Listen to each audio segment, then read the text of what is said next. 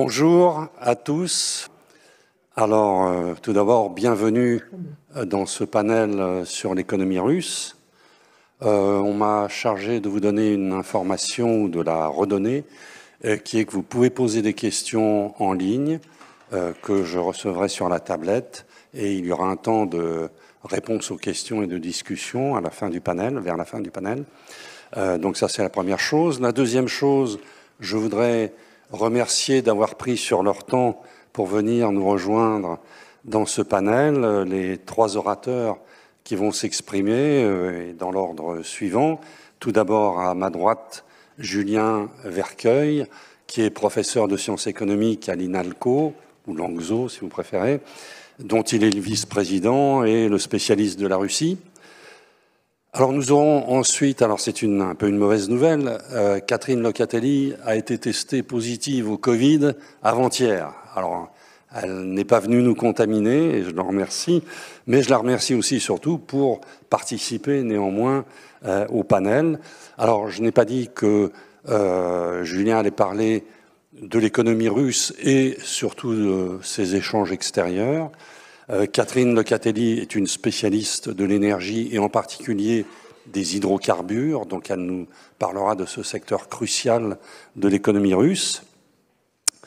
Catherine est chargée de recherche CNRS dans un centre de recherche qui s'appelle le Laboratoire d'économie appliquée de l'Université de Grenoble-Alpes, et le troisième ou quatrième, je ne sais pas comment il faut dire, intervenant ou intervenante en l'occurrence, sera Tania Sologoub, à ma gauche, qui est économiste senior au Crédit Agricole.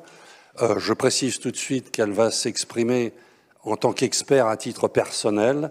Ses propos n'engagent en rien la banque, qui est suffisamment d'ailleurs engagée en Russie pour l'instant encore. Non, plus. Alors qui n'est plus engagée, elle va nous le préciser. Voilà, mais elle s'exprime à titre personnel, j'y insiste. Et elle est également enseignante à Sciences Po dans le Master Finance. Donc voilà, le plateau que nous avons. Alors, lorsque Pascal Lemaire m'a approché, ce qui devait être vers la fin février, en me demandant d'organiser ce panel, on n'avait aucune idée de ce que serait l'économie russe 9 mois après. Alors, je ne suis pas sûr qu'on en ait une idée parfaite non plus aujourd'hui, mais enfin, on en sait un peu plus. Et donc, la première question à laquelle ce panel va tenter de répondre, c'est où en est l'économie russe? Après 9 mois de guerre, où en est l'économie russe? Alors, je vais juste prendre 3 minutes pour vous exposer 4 faits stylisés en rapport avec la deuxième question qu'on peut se poser dans ce panel. Donc le premier, où en est l'économie russe? Et la deuxième question qu'on pourrait se poser, c'est est-ce que cette économie retourne vers l'économie de pénurie? L'économie de pénurie étant la caractéristique des économies de guerre ou en guerre. Donc, qu'est-ce qu'une économie de pénurie en 3 minutes? Eh bien, un premier point, une économie de pénurie, c'est une économie qui subit de manière permanente ou récurrente des ruptures d'approvisionnement, des approvisionnements défectueux, et qui ont immédiatement pour conséquence, 1, de ralentir la production, mais 2, surtout de désorganiser la production. Parce que si je ne suis pas bien approvisionné, je ne vais pas bien produire, donc je vais faire de mauvaises livraisons qui sont de mauvais approvisionnements pour les entreprises qui sont en aval de la mienne. Et donc, normalement, une économie de pénurie a une production ralentie qui finit par une baisse du taux de croissance, qui peut même à la longue devenir un taux de croissance négatif. Le deuxième fait stylisé, c'est que donc les pénuries ou les défauts d'approvisionnement se propagent de secteur à secteur, comme je viens de le dire, et ils peuvent atteindre les secteurs de biens de consommation.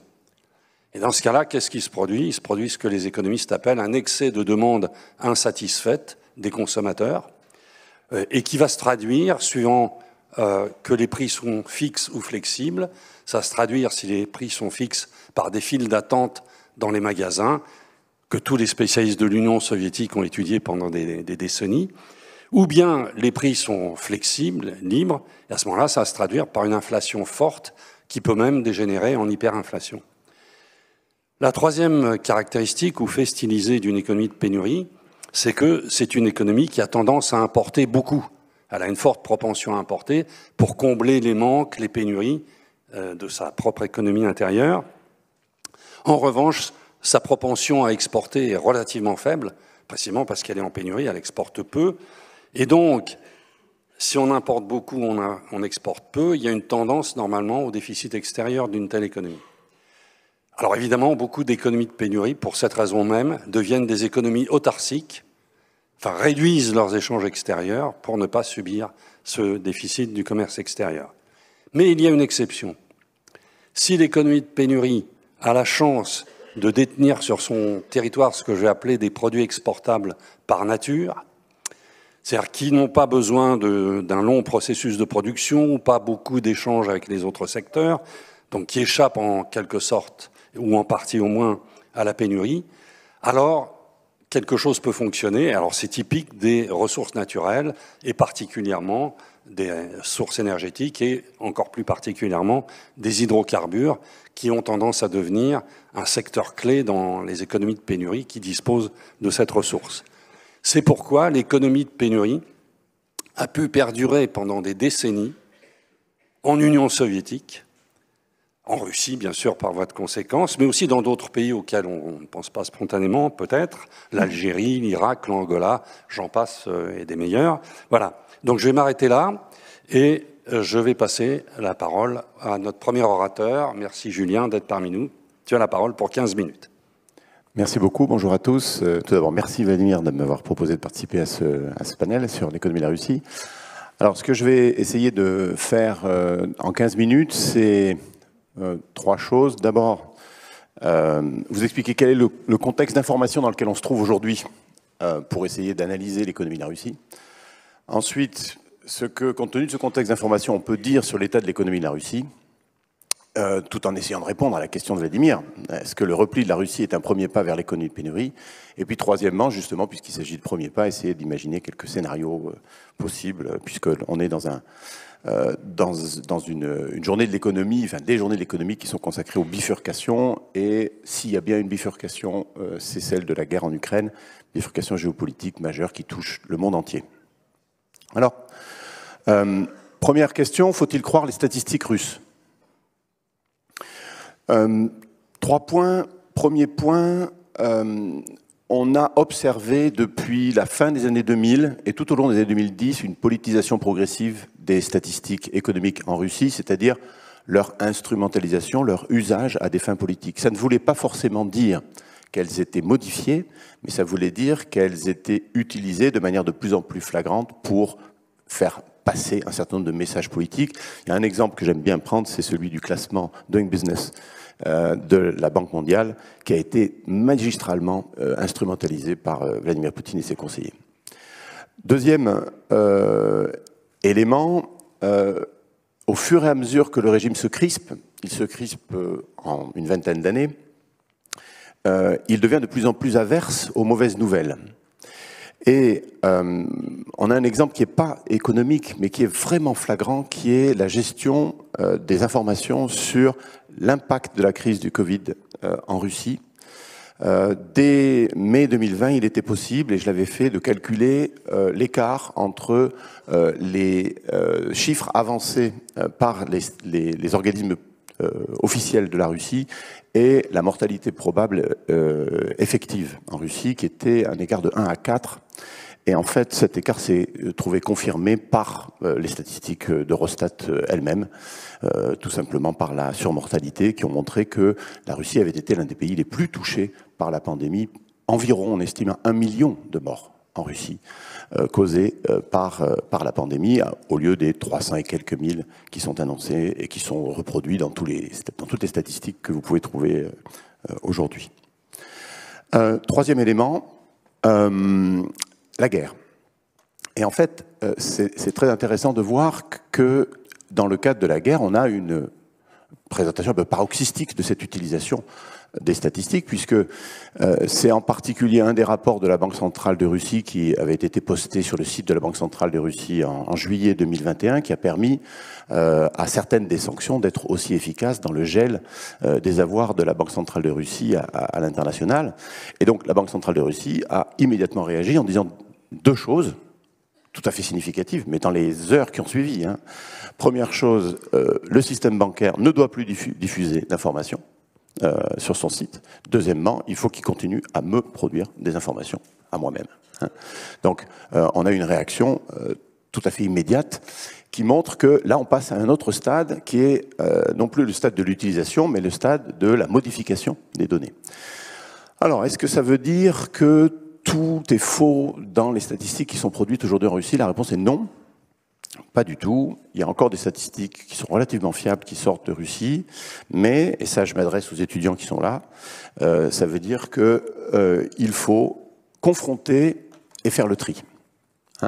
Confronter les statistiques avec d'autres sources qui peuvent servir de contrôle, et lorsqu'il y a un écart trop important, trier quand c'est possible. C'est un peu ce que j'ai fait ici. Alors, le deuxième point, la deuxième question, c'est les trois phases de l'économie russe depuis la guerre. Donc, depuis février 2022, on a eu trois phases. Une première phase qui est une phase de crise aiguë du système financier qui commence à la toute fin février et qui se poursuit durant le mois de mars, pendant laquelle le système financier est touché par trois chocs. Premier choc, un énorme choc de confiance qui est provoqué par la décision tout à fait inattendu en Russie d'aller en guerre. Et donc, ça crée une incertitude radicale en Russie qui se traduit par une chute de la confiance. Et la chute de la confiance, ça veut dire que tous les projets sont stoppés, y compris en Russie. Tous les projets sont arrêtés, donc on a un plongeon de l'activité économique immédiate, enfin en tout cas des projets, on gèle des activités qui étaient en cours. L'économie de la Russie avait une dynamique de croissance qui était relativement bonne jusqu'en février 2022, on était aux alentours de 3,5% de croissance attendue pour l'année. Le deuxième élément, c'est les sanctions. Les sanctions ont touché tout de suite le système financier. Je ne rentre pas dans le détail des sanctions, si vous voulez, on en donnera des exemples, mais ça a déstabilisé très profondément le système bancaire, ça a déstabilisé la confiance des banques les unes envers les autres, et ça a aussi déstabilisé le pompier bancaire qu'est la Banque centrale, puisqu'il s'est retrouvé assez rapidement privé d'une partie des ressources qui lui permettaient d'éventuellement faire face à ce choc. Et tout ça, ça a entraîné une plongée du rouble, qui a été très forte, moins 30, moins 40%, et qui a donné lieu à, évidemment, des difficultés majeures pour le système bancaire russe. Mais ce qui est intéressant, c'est que la phase 2 a suivi la phase 1. Et la phase 2, c'est le rétablissement financier. Et ce rétablissement financier s'est opéré assez vite. Si vous voulez, à trois niveaux. Premier niveau qui n'a pas servi à grand-chose, qui était une très forte augmentation des taux d'intérêt directeurs de la Banque centrale immédiate. Et une deuxième mesure de la Banque centrale qui a été beaucoup plus efficace, qui a été un contrôle d'échange extrêmement fort. J'expliquerai ce qu'il en est plus tard si vous avez des questions, mais qui a réussi à stopper l'hémorragie des devises qui quittaient la Russie. Et puis ce qui s'est passé aussi, c'est que les conséquences de la guerre, et ça, Catherine Locatelli en parlera tout à l'heure, ont été d'augmenter de manière extrêmement rapide et très spectaculaire les prix internationaux du pétrole, donc de maintenir un flux de devises extrêmement important en provenance du reste du monde vers la Russie. Et ça, c'est le troisième élément qui a permis ce rétablissement financier. Et nous sommes aujourd'hui dans la phase 4, qui est une phase d'érosion économique, dans laquelle un certain nombre de décisions qui ont été prises par les entreprises internationales de quitter la Russie, dans laquelle les conséquences du choc initial inflationniste, chute du rouble, destruction de la confiance, gel de plein de projets, tout ça produit ses effets petit à petit, et l'économie russe est en train de perdre de manière assez forte son élan. Est-ce qu'il y a eu des pénuries? Oui, il y a eu des pénuries. Puisque la question, c'est les pénuries. Il y a eu des pénuries dans la première phase, dans la phase 1. Des pénuries sporadiques qui ne sont pas liées à l'offre, pas du tout, qui sont liées à la demande. Et ça, c'est quelque chose qu'un économiste dont il sera question cet après-midi, dans un autre panel, János Kornai, avait parfaitement identifié. Il avait parlé de stockage hystérique, c'est-à-dire la demande, en phase d'incertitude radicale, se porte de manière tout à fait beaucoup plus forte que d'habitude sur un certain nombre de produits qui sont des produits refuges. Voilà. Et on stocke de manière hystérique, disait Kornai. C'est exactement ce qui s'est passé. Et ça, c'est ça qui a produit les pénuries. Mais une fois ce premier élément passé, eh bien, on est revenu à une situation de dégradation beaucoup plus lente, qui se traduit par cette érosion économique dont je parlais tout à l'heure, et qui, ici, prend la forme d'une réduction de la variété de l'offre en Russie, qui n'est pas nécessairement une pénurie au sens dur du terme, mais qui est une contraction de ce que Ricardo Haussmann appelle l'espace des produits, hein, qui était déjà relativement limité en Russie, qui était alimenté par l'importation, mais qui, là, est moins alimenté par l'importation, donc il se réduit. Donc il n'y a pas vraiment de pénurie, mais il y a une réduction de l'éventail des choix pour les consommateurs. Alors, les estimations disponibles sur le repli de la Russie, voilà ce qui est l'héritage, hein, l'héritage de croissance 2021. Croissance 2021, 4,7%, une croissance de rétablissement après une chute du PIB en 2020. Une inflation qui avait accéléré et qui était pas mal contrôlée par la Banque centrale, à 8,4%. Cette croissance était portée essentiellement par la consommation des ménages, mais également par l'investissement, et assez classiquement pour la Russie, on a un écart positif quand on a une phase de reprise entre la reprise des importations qui est beaucoup plus forte que la reprise des exportations. Voilà où on en était à la fin 2021. Alors, qu'est-ce que j'ai utilisé pour vous parler de 2022 ? J'ai utilisé des sources russes. Voilà. Et voilà les sources russes, voilà ce qu'elles disent. Alors j'en ai utilisé deux. J'ai utilisé la Banque centrale de Russie qui fait un travail tout à fait sérieux sur la question, et puis l'Académie des sciences de Russie avec l'Institut de prévision d'économie nationale, où voilà, un certain nombre de collègues continuent à travailler. Et vous voyez que ces prévisions, ces estimations sont relativement cohérentes les unes avec les autres, avec une chute attendue du produit intérieur brut de plus de 3%, une inflation qui a bondi de 8 à 13%, 13 environ, la consommation des ménages qui était à plus 9,5%, qui descend à moins 3, moins 6%, donc moins 4,5 on va dire. Hein, donc une chute de la consommation des ménages par rapport à une dynamique initiale qui était très forte. Et le plus important, mais ça c'est classique, c'est ce qu'on appelle l'effet d'accélérateur d'investissement, une chute de la formation brute de capital fixe qui est encore plus forte que la chute de la consommation des ménages. Et là on voit les exportations dont la chute est d'environ entre moins 12 et enfin voilà, en gros moins 12%, et les importations qui sont encore plus fortes, ce qui là aussi est une caractéristique de l'économie de la Russie. Lorsqu'on a une contraction de l'économie, on en a eu plusieurs dans les 10 dernières années, on a toujours une contraction des importations qui est plus forte que la contraction des exportations. Bien, terminons sur la suite. Qu'est-ce qui peut se passer ? C'est là qu'on va voir des bifurcations. Et en fait, je ne vais pas parler de bifurcation, mais je vais parler de trifurcation. Parce que je vais proposer 3 scénarios. 3 scénarios de développement à court et moyen terme possibles pour l'économie de la Russie. Avec un premier horizon qui est un horizon relativement rapproché, et ensuite un nouveau rythme de croisière, si tant est que ce rythme de croisière peut être atteint. Première bifurcation majeure, alors ça c'est quelque chose que j'avais produit en avril dernier, mais j'ai rien changé. J'ai rien changé à cette présentation-là. La prochaine bifurcation majeure, c'est le devenir de la rente. Qu'est-ce que je veux dire par là ? Les Occidentaux ont ciblé le système financier. On a vu ce qu'il en a été. Il s'est rétabli. Pourquoi est-ce qu'il s'est rétabli ? Parce que la rente permet de rétablir le système financier. Les régulationnistes disent, et j'en suis un, que les institutionnalistes disent que le régime d'accumulation de la Russie est un régime d'accumulation extraverti rentier. Ça veut dire que c'est la rente qui explique les variations de la conjoncture. Et tant que la rente est au niveau auquel elle se trouve aujourd'hui, eh bien, la Russie dans son ensemble, et l'État en particulier, a les moyens de faire face à des chocs extérieurs. Et c'est exactement ce qui s'est passé. Donc, de deux choses l'une, soit la rente continue d'être au point où elle est, c'est-à-dire que la taxe sur le reste du monde reste très importante, et nous continuons à être prélevés pour financer l'effort de guerre russe, soit elle est réduite. On verra éventuellement, si vous voulez, plus tard les moyens. Hein. Prenons le premier cas, scénario 1, continuation à court terme de la rente. Dans ce cas-là, il n'y a pas de récession, il n'y a pas de crise systémique. Il y a une récession inflationniste, c'est-à-dire en fait, on est sur la situation dans laquelle on se trouve. Récession qui se poursuit en 2023 avec une chute du produit intérieur brut peut-être un peu plus faible que celle de 2022 et une inflation qui va se maintenir à des niveaux relativement élevés tout en se résorbant petit à petit. Pour pouvoir faire face à cette récession, l'État s'engage de plus en plus. C'est aussi l'idée d'économie de guerre, mais pas au sens de notre président, au vrai sens du terme, c'est-à-dire au sens où l'économie s'oriente sur la guerre. Et ça entraîne une augmentation modérée de la régulation de l'État. Pour l'instant, l'État représente un peu moins de la moitié du PIB. Il peut monter un peu au-dessus de la moitié du PIB, mais ça restera une économie qui ne sera pas une économie soviétique. Et là vient une variable exogène dans le scénario qui est est-ce que la Chine intervient en soutien de manière importante ou pas? Pourquoi c'est une variable importante?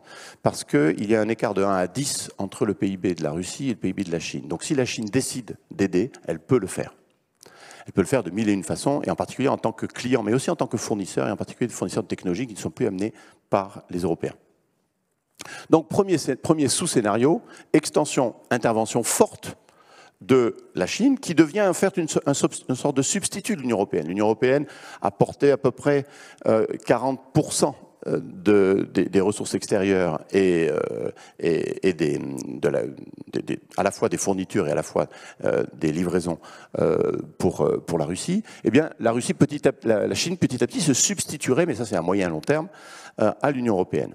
Dans ce cas-là, on a une réorientation progressive de l'insertion internationale de la Russie et une Russie qui devient rentière, elle ne bouge pas, son régime d'accumulation reste le même, semi-asiatique, c'est-à-dire qu'elle se détourne de l'Union européenne et des Occidentaux pour devenir beaucoup plus orientée sur l'Asie, en particulier sur la Chine.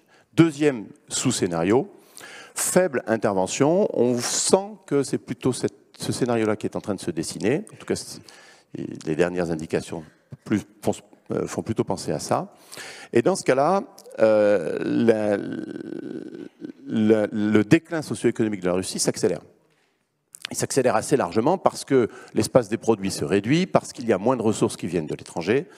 Et donc, on se retrouve dans une Russie qui est rentière, qui reste rentière, mais qui est très largement marginalisée, puisqu'elle n'a plus de soutien majeur dans l'économie mondiale.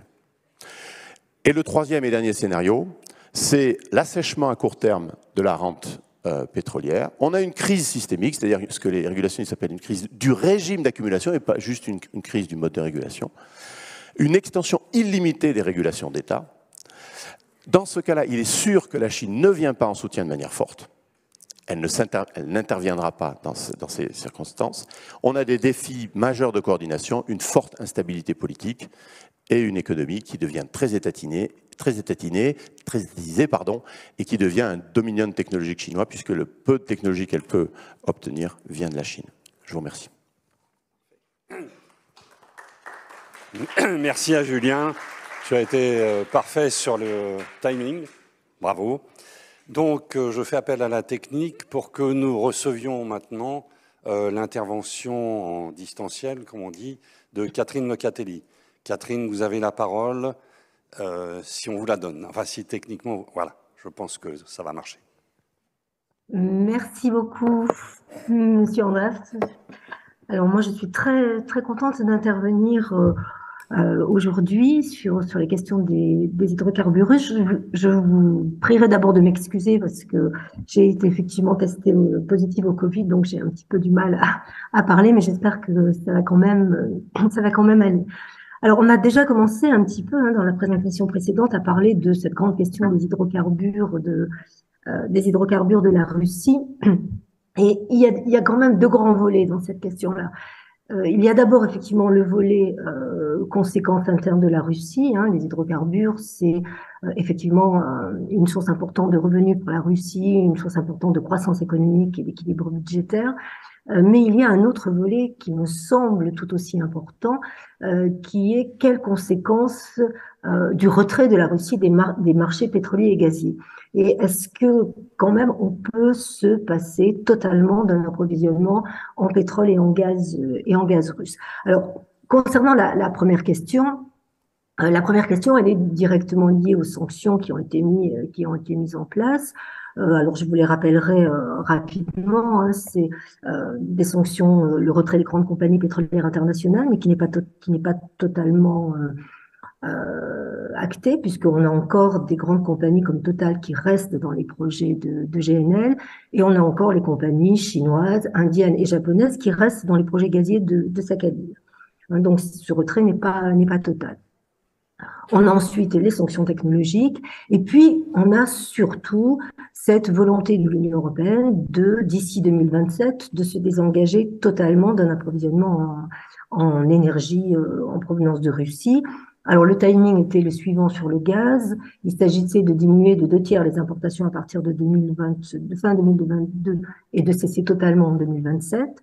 Bon, ce calendrier s'est un petit peu accéléré avec ce qui s'est passé sur la fin de la livraison à partir du Nord Stream 1.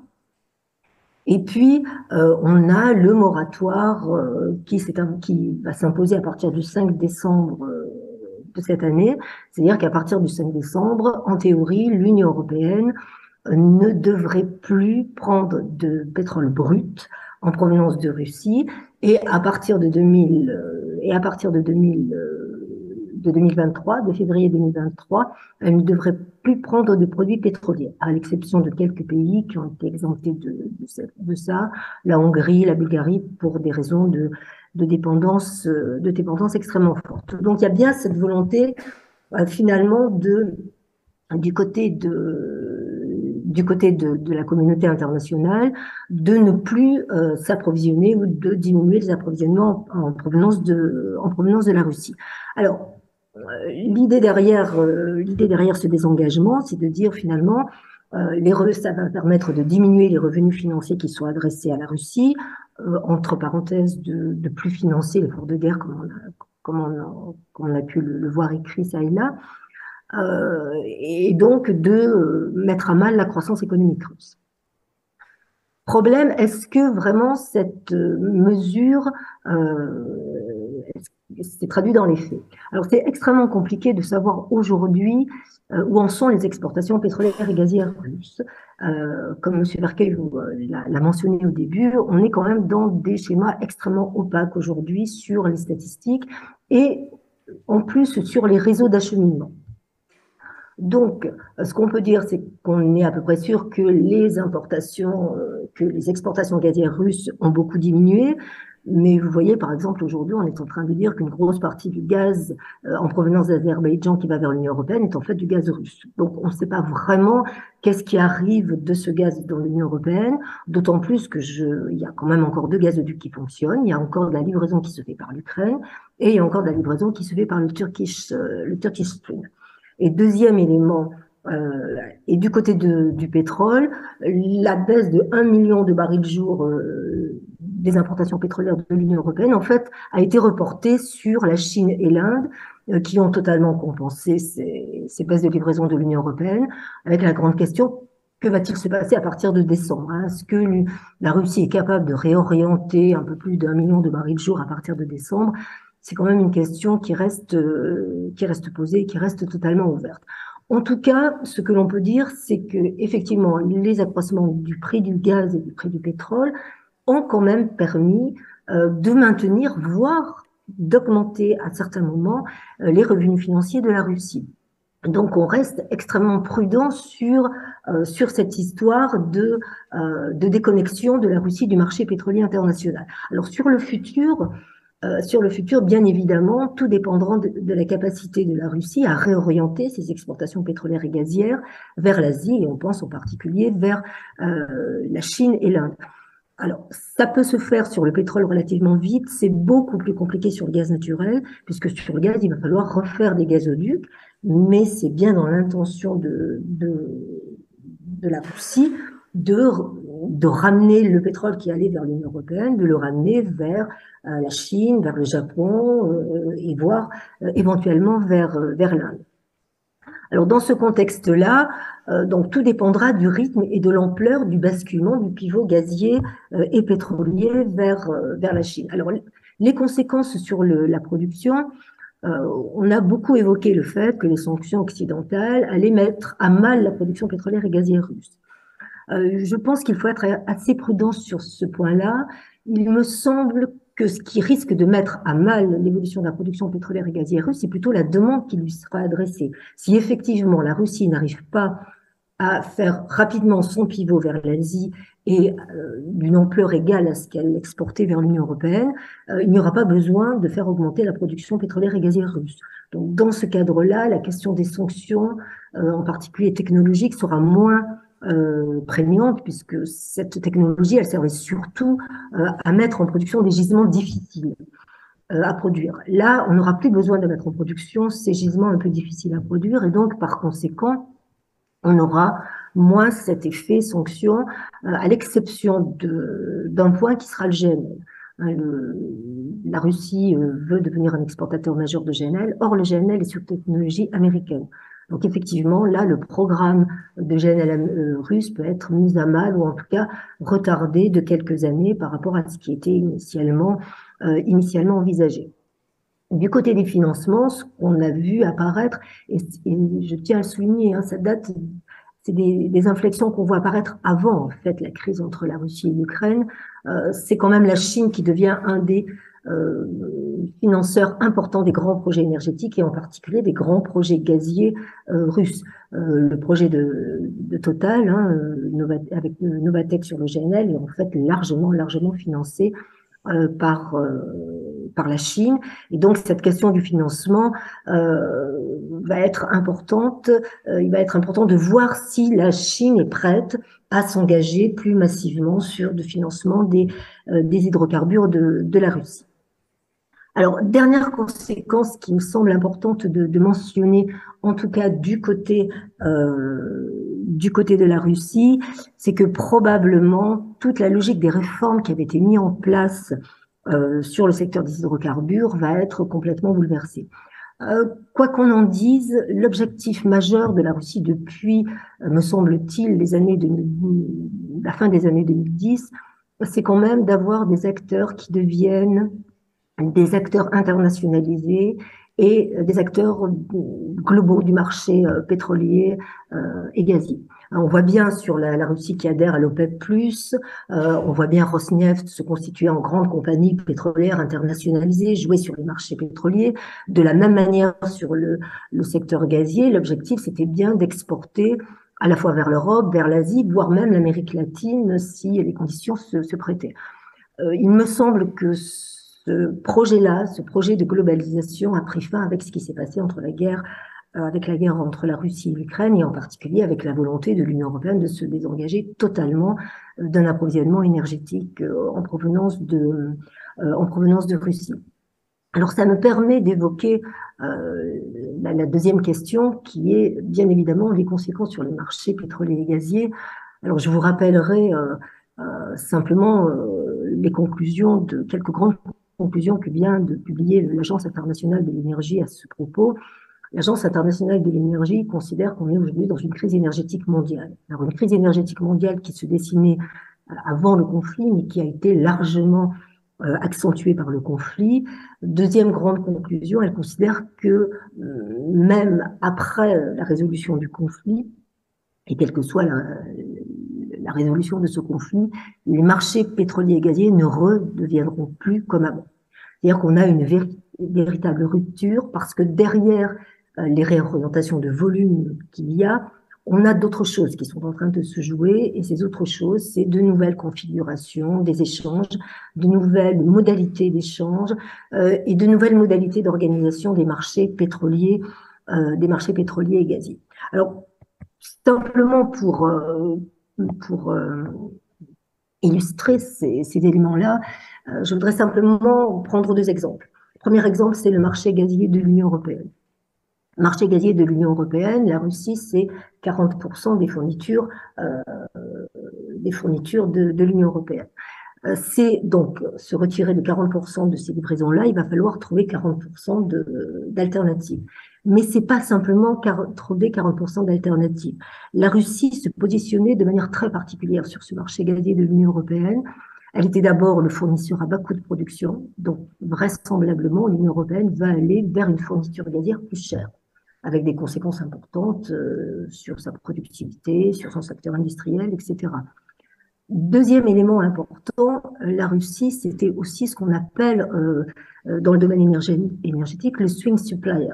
C'est-à-dire que c'était elle qui faisait l'équilibrage, à la fois à la hausse, quand il y avait besoin de plus de gaz, mais aussi à la baisse, quand il y avait besoin de moins de gaz. Quand il y avait besoin de plus de gaz, on prenait plus de gaz russe. Quand il y en avait moins, en fait, on stockait le gaz russe et on remplaçait ces fameux stockages dont on a beaucoup entendu parler ces derniers temps sur l'Union européenne. Il est bien évident que cette fonction-là, elle disparaît. Et que probablement aujourd'hui, l'Union européenne va se trouver dans une concurrence directe pour son approvisionnement en GNL avec l'Asie. Donc fourniture probablement plus chère, le GNL est de toute façon à un coût plus élevé, fourniture plus chère et totalement en concurrence avec l'Asie, ce qui change profondément en fait la configuration du marché gazier de l'UE et ce qui change probablement son processus de libéralisation. Et c'est là le deuxième point qui me semble important de mentionner.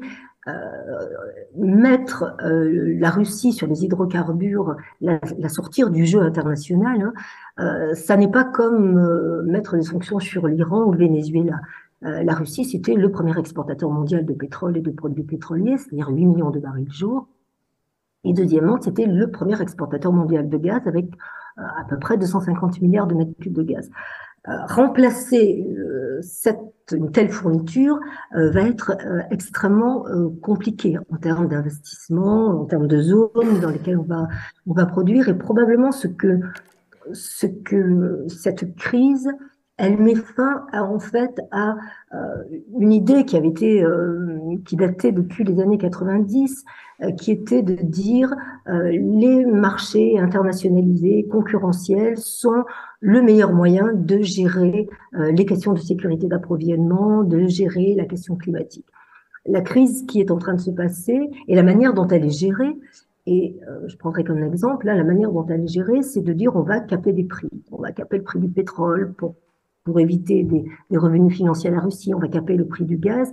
En fait, ça met fin au principe concurrentiel, au principe d'organisation des marchés concurrentiels, c'est-à-dire des marchés où le prix est déterminé par l'offre et la demande. On voit bien que ce qui est en train de se passer, c'est à nouveau l'idée que eh bien, l'énergie, c'est pas un bien marchand comme les autres. L'énergie, ça peut être un bien stratégique dans lequel les États sont en train de réintervenir de manière importante. Et le troisième point que je voudrais rapidement évoquer, et après j'en resterai là, c'est que cette réorientation des échanges, puisqu'on va avoir un basculement de la Russie plus vers l'Asie, elle est quand même porteuse de nouvelles modalités d'échange et des modalités qui sont en totale contradiction avec ce qui a pu être élaboré depuis les années 90, où on a cherché à établir des modalités très transparentes, de normaliser les contrats, de normaliser la fiscalité, de normaliser les types contractuels d'échange qu'on mettait en place. Ce basculement vers la Chine, il se fait avec des prix très différenciés de ce qu'on a constaté sur des marchés libres, des marchés spot. Il se fait avec une monnaie qui n'est plus le dollar. Et il se fait avec des stratégies, soit de remonter vers l'amont pour les acheteurs, soit de descente vers l'aval pour les vendeurs, c'est-à-dire vers une logique qui n'est pas la logique concurrentielle. Donc la grande question aujourd'hui qui est posée par le basculement de la Russie vers d'autres zones ou par une moindre exportation de pétrole et de gaz, c'est cette idée que finalement pourrait être remise en cause toutes les grandes logiques qui visaient à mondialiser le marché du gaz naturel et à mondialiser le marché du pétrole. Parce qu'à partir du moment où vous allez avoir des logiques de prix différenciés suivant les types de régions dans lesquelles vous allez échanger, à partir du moment où vous allez essayer de caper des prix, on met en cause fondamentalement la question du prix mondial du pétrole et du gaz. Donc la crise entre la Russie et l'Ukraine, elle a certes des conséquences fortes sur l'économie russe, mais en retour, elle a aussi des conséquences extrêmement importantes sur l'architecture des marchés pétroliers et gaziers. Voilà, je vous remercie de votre attention.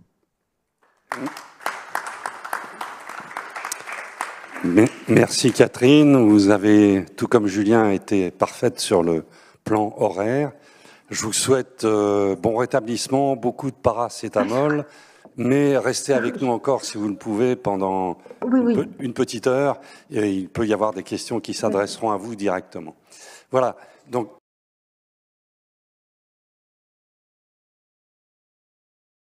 Alors, la discussion est ouverte. Je n'ai pas reçu de SMS, donc vous pouvez poser des questions oralement.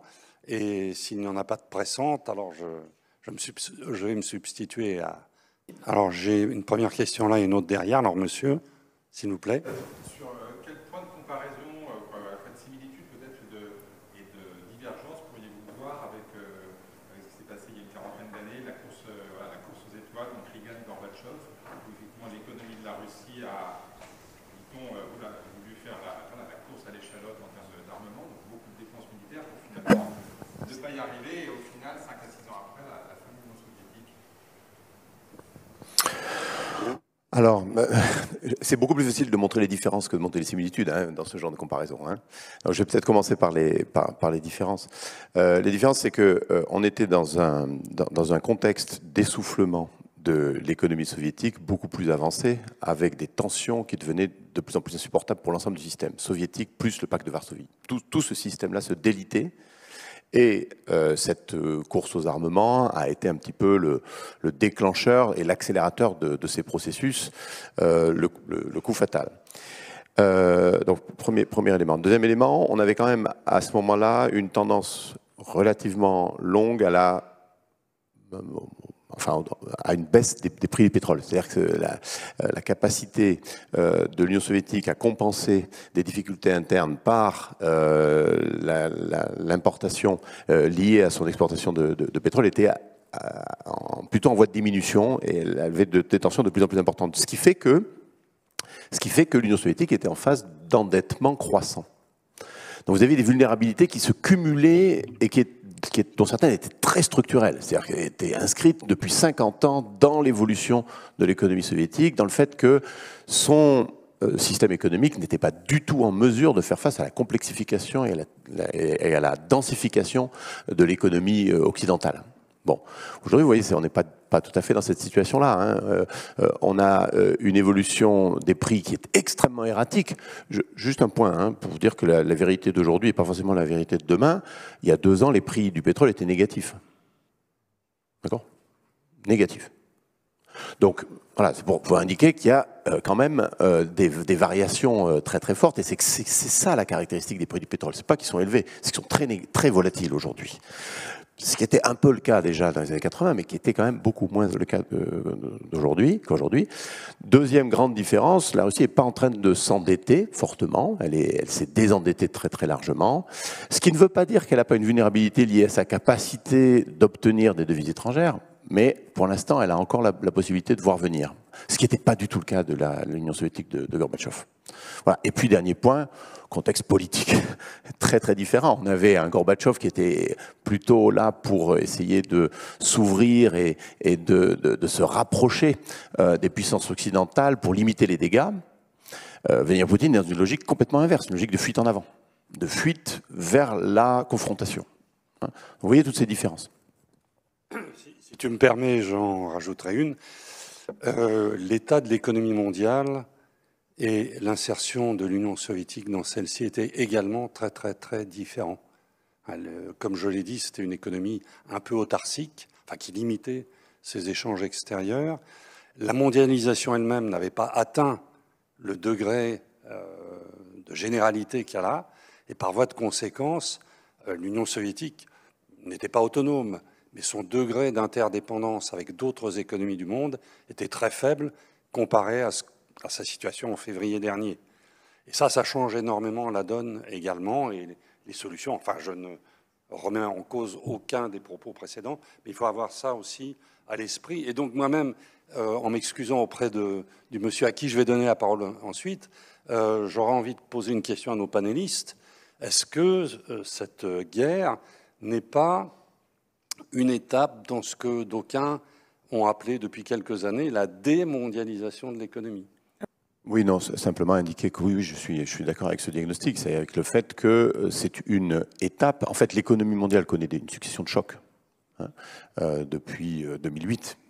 Premier choc vraiment systémique de l'économie mondiale. Et à partir de ce moment-là, on a une succession de chocs d'ampleur différente et de nature différente qui la touchent et qui contribuent non pas à démondialiser, parce qu'on n'a jamais échangé autant de données, par exemple, mais à la fragmenter, c'est-à-dire à créer des silos au sein de cette économie et à faire qu'il y a une économie qui est plus en réseau, avec des réseaux plus ou moins denses, plutôt que un grand océan où tout serait mêlé. Et donc, peut-être derrière ça, il y a l'idée qu'il y aura en parallèle des ensembles géoéconomiques, pas forcément contigus ni continus géographiquement, qui pourraient participer à la restructuration de ce qui sera une autre mondialisation que celle qu'on connaît aujourd'hui.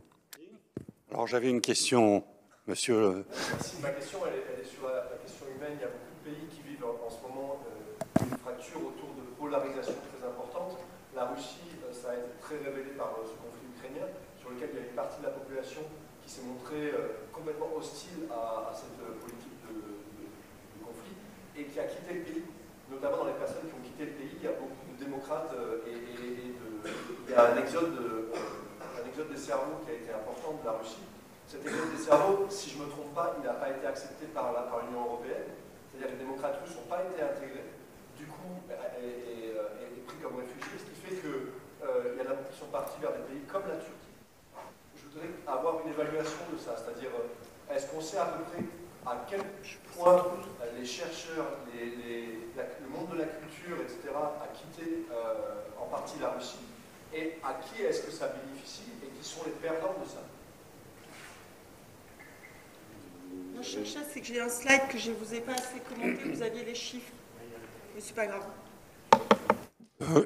Je réponds pas exactement à votre question, mais deux collègues vont peut-être fournir des données que vous demandez, mais votre questionnement répond un peu à la question que j'avais posée au départ, qui était est-ce qu'il se crée une économie de pénurie en Russie? Eh bien, ce qui est déjà certain aujourd'hui, c'est que ce pays va être en pénurie de ce qu'on appelle le capital humain. Son capital humain s'enfuit, sort. Or, le capital humain, c'est l'un des éléments essentiels de la croissance. C'est pas le seul, l'autre étant l'investissement. Mais Tania nous a déjà dit, nous a indiqué que le ratio investissement sur PIB se porte pas bien. Mais le facteur que vous avez évoqué, c'est pire encore. On revit sous... Alors, toute comparaison de ce genre n'est pas bonne en général, mais on revit un peu ce qui s'est passé entre 17 et 21, où toute l'intelligentsia s'est enfuie, et il a fallu 2 ou 3 décennies pour reconstituer une intelligentsia soviétique. Voilà, et c'est de ce point de vue le facteur que vous soulignez est très très important, en tous les cas à mes yeux, mais peut-être que mes deux collègues veulent concrétiser un peu cela. Oui, moi je voudrais juste rajouter 2-3 petites choses qui sont un peu dans le désordre. D'abord sur la politique européenne, bien sûr elle est faite de compromis, mais c'est quand même surtout les nations qui décident dans ce genre de situation. Et du coup, on a des positions qui sont très hétéroclites à l'intérieur. Mais il faut pas non plus noircir trop le tableau. Je prends juste un exemple à mon niveau. On a un programme d'accueil des chercheurs et enseignants et également créatifs, parce que ça s'est un peu échappé de la seule question des enseignants-chercheurs en France. Et aujourd'hui même, il y a une réunion d'études des différents dossiers de demande. Et les budgets qui ont été consacrés à ça sont des budgets beaucoup plus importants que les années précédentes. Et on a très vite insisté pour que ce ne soit pas réservé aux Ukrainiens, mais que les Russes également puissent y avoir accès, ce qui est le cas D'accord ? Donc il y a des choses quand même qui sont en cours et qui sont symboliques, mais qui montrent qu'il y a quand même un travail qui est mené là-dessus.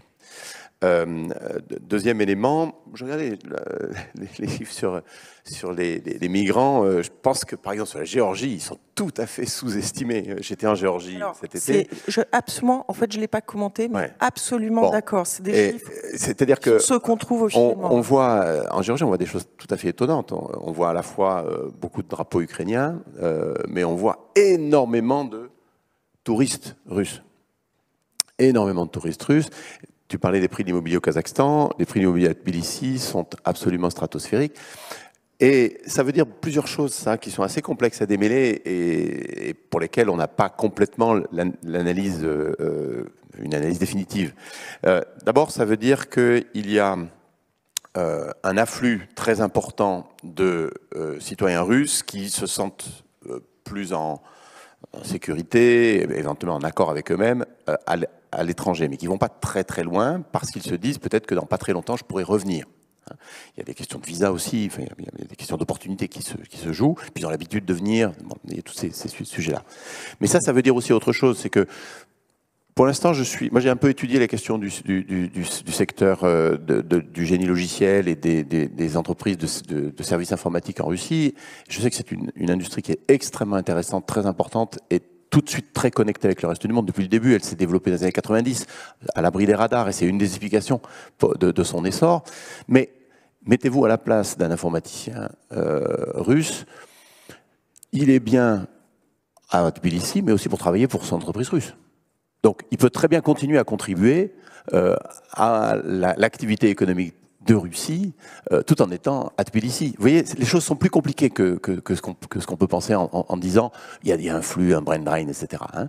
Donc, voilà, il faut suivre ça de très près pour essayer de démêler quelles sont les véritables conséquences que l'on peut en tirer. Et je pense qu'aujourd'hui, il est beaucoup trop tôt pour qu'on puisse en tirer.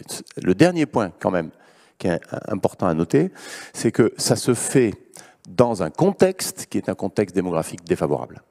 C'est un contexte dans lequel ce sont les classes d'âge peu nombreuses qui arrivent à l'âge actif. Et donc, de toute façon, on avait déjà une contraction de la population active russe. C'est même pas une question d'équilibre avec les retraités, c'est une question juste de croissance potentielle. Avec moins de gens, vous pouvez faire moins d'activité économique, et c'est le cas. Et aujourd'hui, on a une chute sans parler de la migration, une chute de la population active russe qui est extrêmement forte, hein, malgré les politiques natalistes qui ont été tentées en 2005-2006 de Vladimir Poutine et qui ont fait long feu en fait aujourd'hui. Donc je pense que les grandes évolutions structurelles, fondamentales, dépassent ce qu'on est en train d'observer, même si, évidemment, il y a un impact de l'émigration, du brain drain, etc. Je ne suis pas en train de le minimiser, mais j'ai en train d'essayer de dire qu'il faut quand même relativiser ces éléments-là.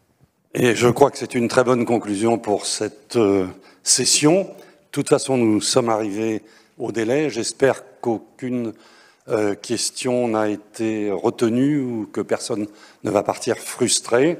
Et en tous les cas, je vous remercie tous d'avoir participé à cette session et merci particulièrement à nos panélistes.